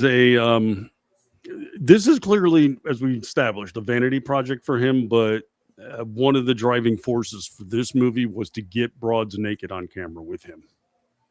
For extended scenes. So for him to go through 100 and he ended up with a Playboy Playmate says a lot. Well, for her to agree. Well, yeah, that might be it too. It could be. Yeah, because I mean, I'm looking at this from the standpoint of clearly his desire in casting was TNA. There's no shortage of women that would devalue themselves in Hollywood to get on camera. So I'm wondering about his selection process here. What, like the other 99, what were they lacking? Because I mean, clearly acting isn't a priority based on this. I mean, don't get me wrong, she did comparatively well in this movie. It's in her role of Cindy, but not to knock her, pun intended, by the way. The choices that he bypassed is what I'm curious about now. Yeah. Well, okay. So I have found a video just for you. I will send it to you and Rick later because someone needs to see this of his black belt poodle.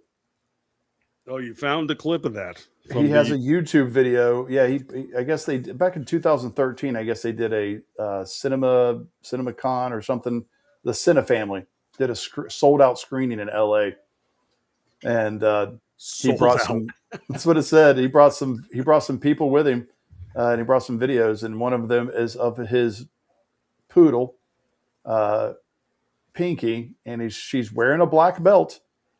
And she's back on her hind legs, and I guess she's doing kung fu for butter. I don't understand how that works, but I am all in on it. Wow. Okay. That's definitely something. And he claims, and I don't see this, but he said it's been in a few theaters, and the reaction you get when you release a film, when you're the star, the director, you get the girl, you do the music, you kick the shit out of 20 guys and kill 13. I guess I enjoyed the reaction a lot. Did he beat up 20 dudes and kill 13 in this film? Maybe he's, I don't know, talking. Maybe many of the fight scenes had multiple takes in them or something. I don't know. Maybe. I mean, near the end, he's shooting bow and arrows into people's necks. But I don't know if he killed 13. I didn't count that. Yeah, I didn't even think of doing a kill count in here. My head was in so many other areas with this film. I gotta be. Data compilation was very low on my list because so much else was taking place. I mean, geez, with this. So all right, we got to get back into this nonsense here. Holy crap. We're not even like 20 minutes in here. I mean, holy crap. So, all right, old woman is getting excited. Girl stripping on stage. The four people now are confronting. They want the girl. Scar says, okay, I talked to him. He said, grab her and do whatever it takes to get her. Somebody wants the blonde. But nobody says why, right? There's no reason why? Not yet. Okay. Not yet. Just making sure I didn't miss it. So they got to go through Rick to do it. And so a fight scene breaks out. He says with a question mark, because basically all physical confrontation in the bar fight, quotation marks, is posing, turning sideways, and leaning forward, and then proceeding to throw a punch each time. Like, this isn't just telegraphing a punch. This is waiting for the telegraph to arrive, having them open the envelope, read it, and then accept the punch. And clearly no contact is made. I mean, there's no effort contact to even pretend that they're, it's like, let's shoot that scene again and get a little bit closer. Maybe, how about I'll do a different angle so it looks, no, go with what we got. And Wings Hauser is getting into a fight with one of the other goons and hits him repeatedly with an open hand.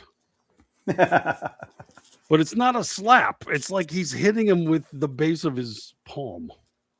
Yeah, it was really odd. And it gets the guy knocked down, and I swear he had to have ad-libbed this. And he's like, yeah, you want some more, son? And he turns around and grabs his Corona and then shakes and dumps it over the guy's head. The guy on the ground had no idea that was coming. I'm convinced. That was just acting method right there. Well, so he asked him, now we're talking about Wings Hauser. This interviewer specifically asks him about working with Wings. And he said, did you give him free reign? Because he seems to be ad-libbing a lot. He goes, well, if he liked my lines, then he said them. If he didn't like them, then he didn't say them. He said he interpreted the character and threw stuff in. So you can't tell if my funny stuff is his funny stuff or his funny stuff is my funny stuff. I tried not to rein him in too much, just as long as he stayed the course, shall we say. In other words, the answer is yes. Yes. He said Yeah, the fight. He basically ad-libbed the fight scene. And thanks to the little bitchy one who called the cops, they showed up almost immediately as the fight is entailed. So and they're dressed in the absolute squeakiest clean beer pressed suits that they could find. Oh yeah, they were complete straight from the costume shop. And let's get this scene done. We got to have these returned by 7. Don't spill any beer on them. Well, no, that's how they pressed them. Well, yeah, that's how Hauser does it. And yeah, so they show up immediately, and of course, Finn, being an ex-cop as he is, has to start assaulting the cops, and so he gets arrested. Cut scene to the jail, where they have to bail him out. This was approximately 5 hours later. And that scene is approximately 5 hours long. Exactly. And the whole time there's a Foley artist in there that's just they're playing that one Office soundtrack, which is nothing but like an old school 50s typewriter with the ding and everything included, and some background chatter from like Murphy Brown. It sounds like it's a newsroom. Ding. Well, those Los Angeles police departments are at their busiest at 9 p.m. Ding. And so, like, the desk clerk comes up, and they come walking through the doors to the desk clerk, and Rick is there with the blonde and mom. And, they're like, we're here to bail out Harry Finley, please. And then who shows up completely unannounced, but perfectly in time, is Freddie Motion, the bail bondsman. And he's got zero to do in this film. But my friends call me Mo. I'll give this guy credit, though. He delivered. I mean, he knew his role and took it as seriously as possible, and this boy ran with it. Yeah, so, hey, call me Mo here. So and we see the paperwork, and I'll tell you it out, and we got all this, and he's like wisecracking in between. He's like, yeah, we got to no problem with this sheet. We got all we got to do is fill out all these fields, and we'll be done. He filled out one line and handed it back to him. And then took off, and that was the end of his scene. Yeah, and he's like, okay, and that's what it's going to be. And anyway, big, bada, bing, we know what the bail is. Hey, nice knowing you. My name is Mo, by the way. You got my card. Okay, everybody, we'll see you. Don't forget Mo out the door. Holy crap, dude. It's like you got more energy than this entire cast has in the rest of the film. So he thought this was going to launch him into Hollywood, that's for sure. So he files the paperwork, and it's like instantly Finley is released. It's like, well, okay, you're free to go. Like he was standing there the whole time and not in a cell.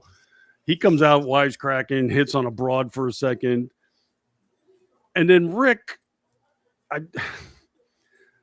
the desk clerk was about the most milquetoast, casual, did nothing antagonistic or anything. Okay, here's your paperwork. Have a good evening. Yeah. And here's a quarter.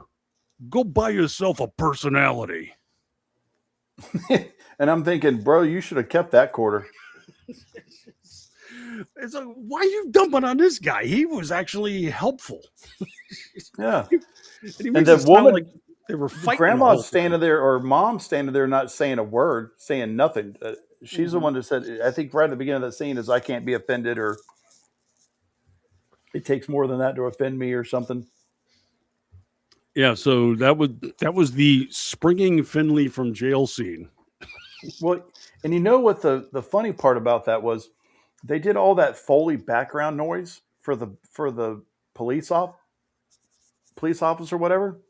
No background noise for the bar scene. There's no clinking glasses, no band in the background, no video games like making sounds against the wall that are in the same scene with him behind him. Nothing. But you got this over anxious typewriter. By the way, I was wrong about the Indian. Uh-oh. The Indian belonged to a fella named Joe Udo, Uddo, and he has credit. The Indian's name is Sam, and he's played by Joe Udo's Indian. That's the full credit on IMDb. If you click on top cast and scroll to the bottom. So whoever Joe Udo is, he's not involved with the shooting of this film. I found nothing on Joe Udo and this movie. Nothing. So I don't know who he was or where he came from, but it's his Indian, and nobody knows where it came from. And now he's famous for it, I guess. I guess. The thing is there's somebody in Congress named Joe Udo.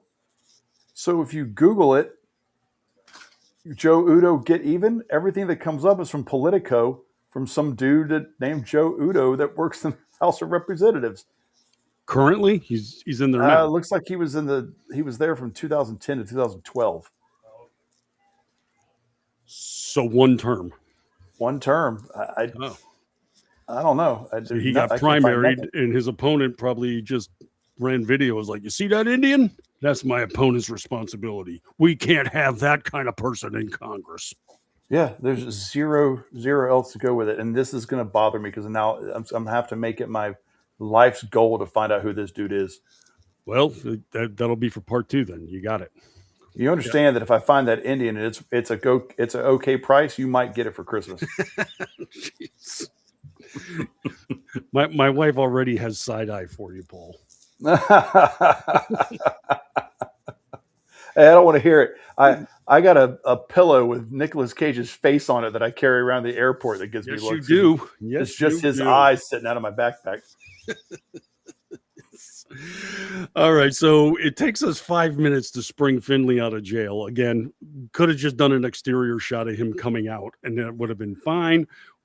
But we never would have made Dave. Freddie Motion would not have been in the movie. So here we go. Immediately now we cut to a restaurant. And apparently Rick and Cindy are on the mends.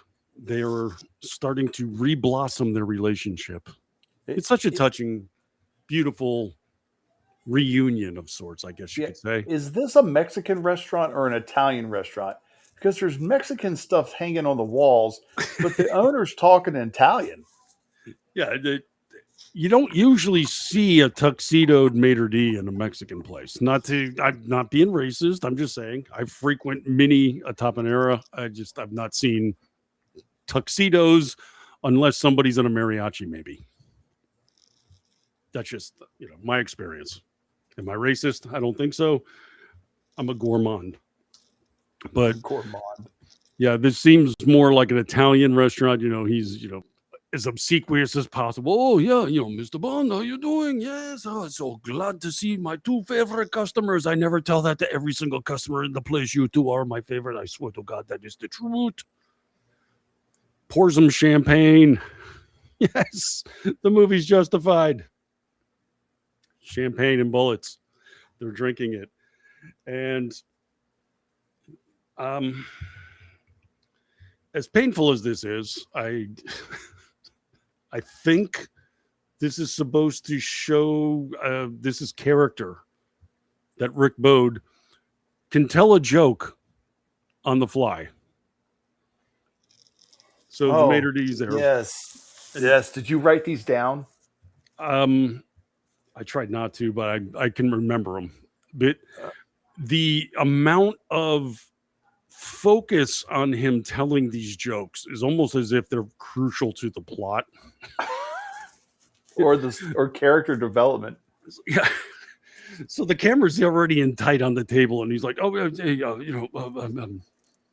Nick, I've got a joke for you. And in real life, any maitre was like, oh, I promise I'll be right back. I have an emergency in the kitchen I have to go take care of. But instead, he's like, oh, Rick, it's one of your famous jokes. please unveil it for us all. We would all love to hear one of your jokes, Rick. Okay, he's telling a joke. Calm down. You're not buying a car. And his joke is, I know, a woman's at a doctor's office. He wants her to disrobe. She's nervous. I don't like disrobing. Can you turn the lights off? Okay. She gets naked. Where do I put my clothes? And the doctor says, you ready for this? Punchline. Doctor says, just put them on top of mine. Pudding. Hey, try to fish. Hey, okay. Whoo. That's not all. Yeah, there's another one, and I can't remember what it was. It was worse than that one. The maitre d'. Oh, Mr. Rick, you and your jokes cannot get enough of them. Oh, good, because I have another one. Oh no, my night is made. I'm going to go punch out so I can hang out at your table and hear more of your joke humor that is infallible. I love them all. I mean, this is the scene is playing out in this fashion. So, okay. And Rick is sitting there like, this is the most animated we see John DeHart in the entire movie when he's telling this joke. Like, oh, yeah. It's like suddenly it's like, oh, somebody woke him up. Like I said, this, and he apparently loves Hamlet. So that Hamlet thing was something that he wanted to be in there on purpose. He's apparently a huge, huge fan of Shakespeare. You know that is going to be like on a sizzle reel when he's shopping that around to agencies. I made my own film and I can do Shakespeare. So the maitre d' is leaning over, just quivering with anticipation for the next joke. A guy walks into a doctor's office and has a duck on his head. Oh, that's right. It's the duck joke. And Rick even says to him, he's like, yeah, I got another one about doctor. We're getting doctors tonight. That's what he says. The medical profession is under the crosshairs of Rick Bode. Walks in with a duck on his head, and the doctor's like, hey, what can I do for you today? You ready? It's coming. You ready? Mm-hmm. Go for it. The duck says, yeah, can you get this guy off my ass? Hit it, Rick. There it is. Oh, we got zing. Sorry, you guys say Rick so much, I keep tuning it out because I keep getting triggered.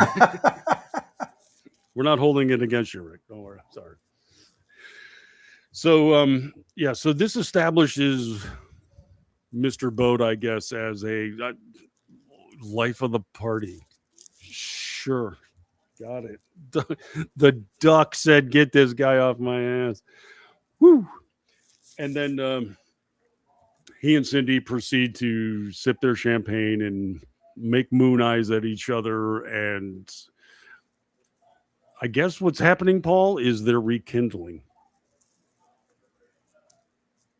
I guess. I mean, they make it seem as if they're trying. Do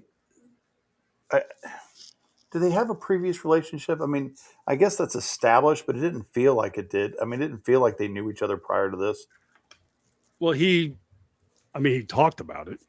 You know, like him and when him and Finney were having heart-to-hearts, you know, between ironing their beer jeans, we're saying, you know, it's like, yeah, I lost her. But that ship has sailed until he sees her again. And then he, you know, why did I ever leave you? Which is pretty much the way Rick delivers his lines to the woman that he's passionately in love with. I can't believe we have ever separated ourselves. I feel like as if we are together again. And this is what we should be like. This is the kind of passion I desire in my life with you. And then she goes on and delivers some good lines. Like she is out acting him. Oh yeah, we've established this earlier. She actually kind of knows what she's doing. I think honestly, John DeHart struck a vein of talent here that he wasn't expecting. He just wanted her for her cans. She's a Playboy money. Wait, you're gonna You understand? I need you to take your clothes off in this. Oh yeah, I've done that before. But what's my character motivation? Well, just understand we have a love scene where you have to be naked. And she's like, yes, I've done that too. I can do nude scenes. I'm more than happy to be naked in front of the camera. Now, is there a backstory to my character?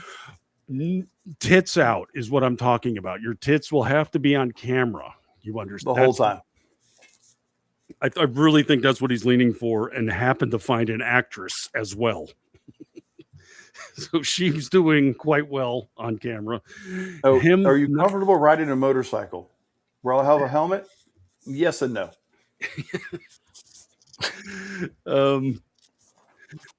Covering your head, your chest, not so much. No, yes, we can't have those covered up. So just as you understand it, it's like, okay, but now does my character, does she have a traumatic event that is driving her? Tits are going to be in front of a fireplace. Is that good?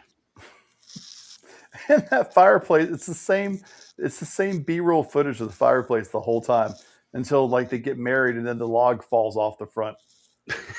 Well, so I love they keep zooming in on like the interstitial is one log smoldering. Okay, you're already in front of a fireplace. We get it. But they do this in between the scenes. So we go from the restaurant to the scene in front of a fireplace. Here's my question for you, Paul. Okay. All right. I'm ready. Who in the living hell is Duke? Duke.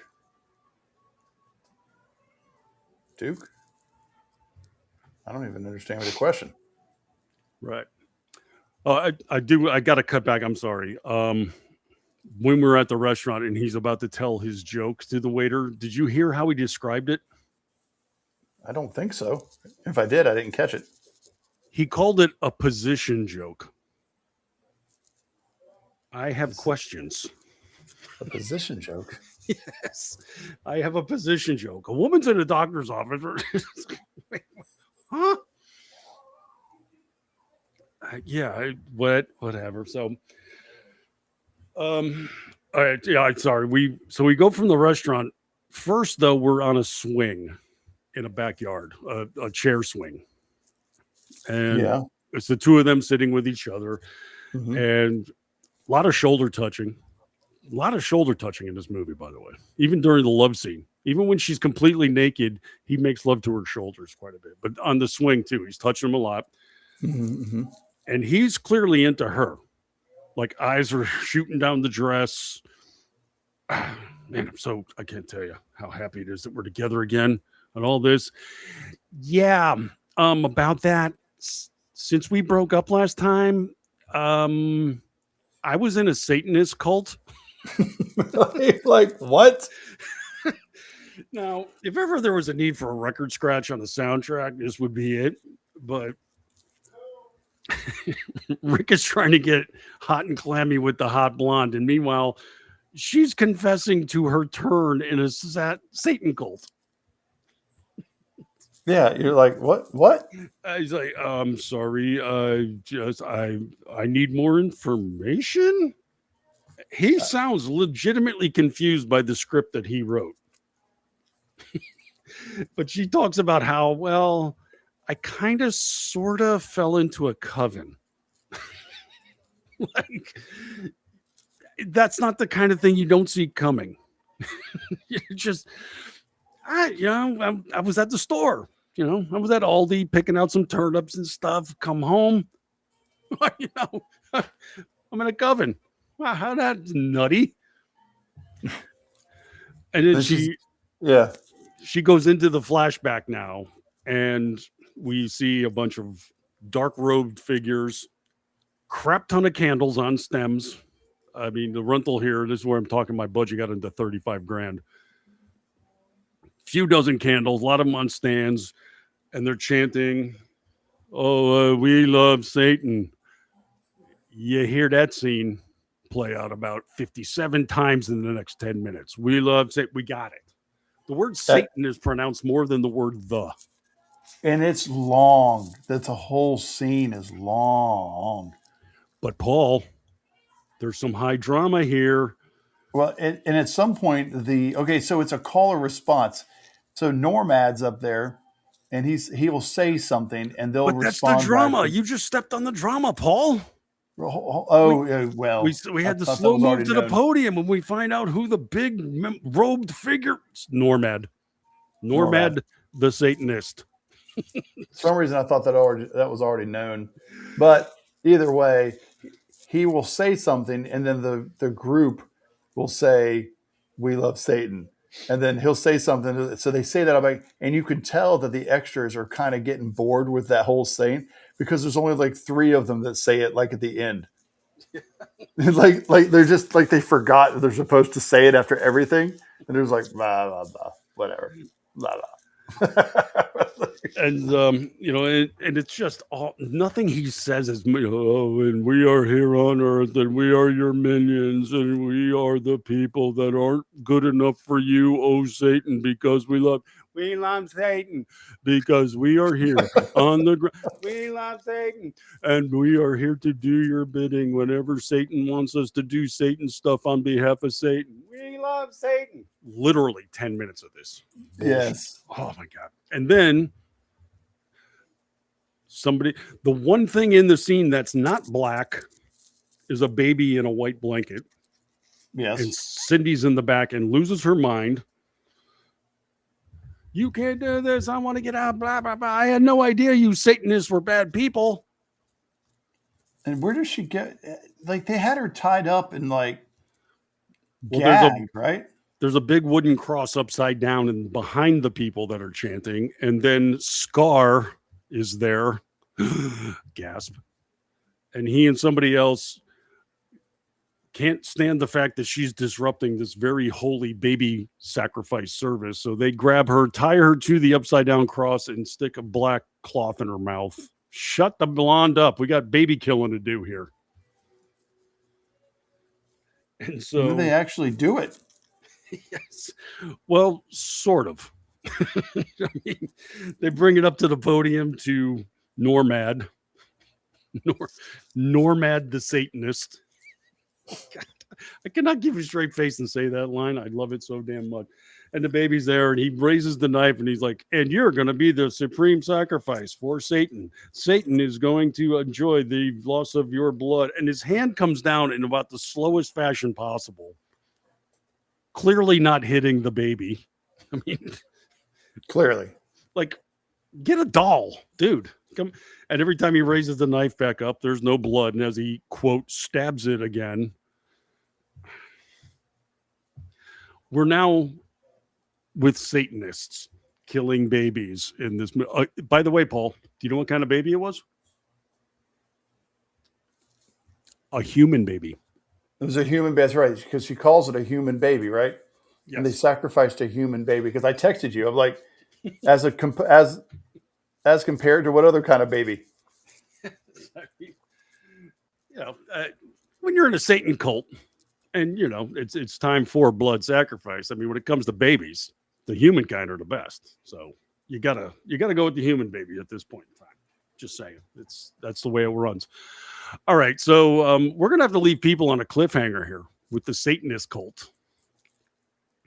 I don't have the screen time in front of me, but I think we might be about 30 minutes into this thing at this point. Nice. I mean, it is. Yeah, let's see. No, we're about 45 minutes in. No, I've got let's see, time code right here. I got the Satan ceremony at 32 minutes 09.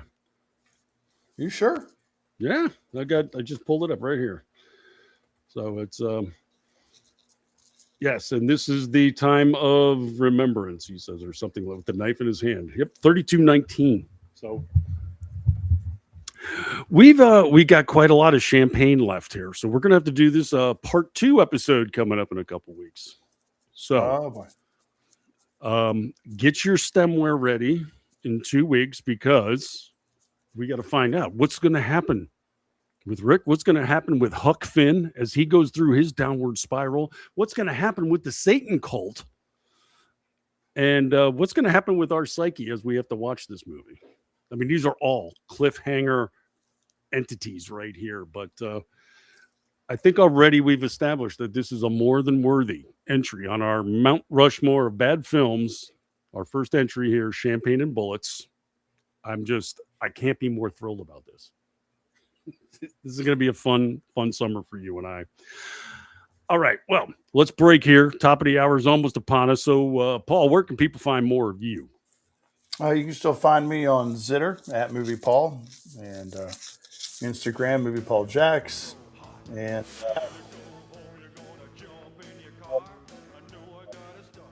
And as for myself, I'm available at Town Hall every day with my media column ripped from the headlines, front page of Red State as well. And I got a twice weekly podcast there. And I got more on this network at KLRN. Next Thursday, it's me and Ordy Packard with our vital entertainment news on the Culture Shift. Tuesday nights, I'm with the ever effervescent Aggie Reekin on the Cocktail Lounge, our fun, lighthearted news and other arts and entertainment podcast. And if you need more of me than that, let's face it, you do. If you head over to Jitter, I'm at Martini Shark. All right, Paul, it's going to be part 2 of Champagne and Bullets in 2 weeks. I hope you're up for it. Sounds like you got homework in front of you. Hey, Paul, you remember when you said you really didn't want to do this show twice and he talked so much that now you have to do this show twice? Joke's on you, Rick. I won't be here. You're going to have to do it. Damn it. Sucker. Damn it, Or I man. can- Wait, that means I have to watch this piece of shit. No, I'll be here. I'll be here. I think I'll be here. What's the next show? I don't understand how Yeah, you can't I'll be here. luxuriate in this movie, as bad as it is. It is just, this is amazement for me. But I'll send some Monster energy drink or such up to Jacksonville for Paul so he can get through part 2 in 2 weeks of Champagne and Bullets right here on Disasters in the Making. Let's do it again. Oh, you're on fire when I grab you by the hand. Your waist is moving to the rhythm of the band. My eyes swell up as you take me for a ride. Come on, pretty baby, let's do the shit.